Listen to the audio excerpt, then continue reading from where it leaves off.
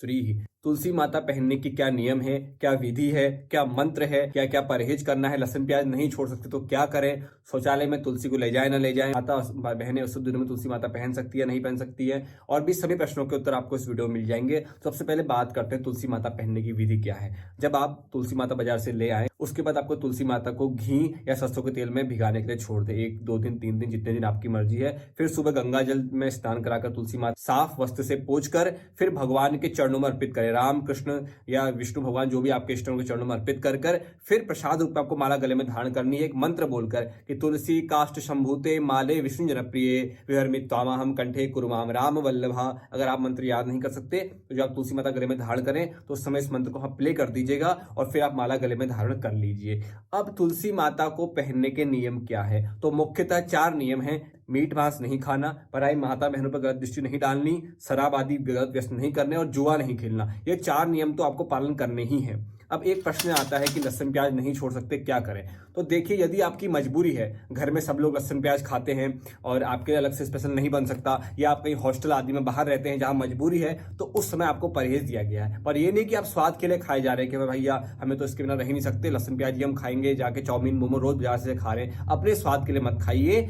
अगर मजबूरी है, परिस्थिति ऐसी है कि घर में नहीं बन सकता, क्या करें, या बाहर हैं, तो फिर आपको छूट दी गई, आप तुलसी माता पहनकर फिर लहसुन प्याज खा सकते हैं। तुलसी माता पहनने की क्या महिमा है, तो सबसे बड़ी महिमा तुलसी माता पहनने की यही है कि जब हमने तुलसी माता गले में धारण कर ली, उसके बाद तुलसी माता जिम्मेदारी लेती है हमें संसार से पार करके भगवान के पास ले जाने की। फिर तुलसी माता की जिम्मेदारी है कि अब हमें इस भवसागर से मुक्त करना है। तो इससे बड़ा फायदा मुझे और कोई दिखता नहीं है। तुलसी माता गले में धारण यदि हो तो भूत प्रेत आपके पास निकट नहीं आ सकते, आपका कहीं अहित नहीं हो सकता, यमराज के दूत आपके पास नहीं आ सकते। अगर आपकी मृत्यु हो भी जाए तुलसी माता गले में धारण करके, तो आप यमराज के पास नहीं जाएंगे, आप यमलोक नरक नहीं जाएंगे। ये तुलसी माता की बहुत बड़ी महिमा है। आप शौचालय में तुलसी माता को पहन सकते हैं या नहीं। देखिए, यदि आपकी तुलसी माता पे नाम विराजमान है, आपकी तुलसी माता ऐसी जिसमें राधा लिखा हुआ, कृष्ण लिखा हुआ है, भगवान की छवि बनी हुई है, तो संतों का कहना है कि आप शौचालय जाने से पहले माता को, तुलसी माता को निकालकर आसन पर रख दे, शौचालय जाने का पवित्र आदि होकर फिर माला को गले में दोबारा धारण कर सकते हैं। पर यदि आपकी तुलसी माला केवल कंठी है, नॉर्मल है, तो ये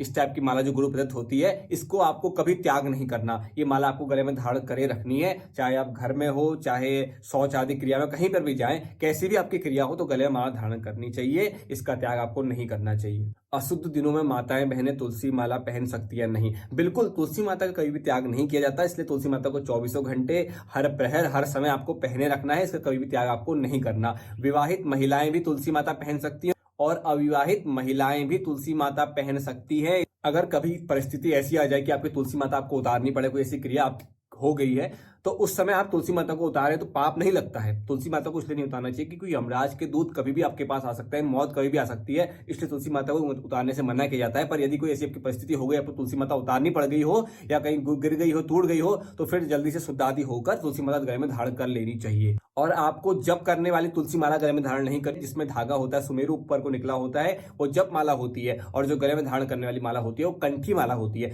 जिस माला से आप राम भगवान का नाम जप रहे हैं या मंत्र जप रहे हैं, उसको गले में धारण मत कीजिए। गले में धारण करने की माला अलग होती है और जाप की माला अलग होती है। ऐसी वीडियोस के लिए हमें सब्सक्राइब जरूर कीजिए। जय श्री राम।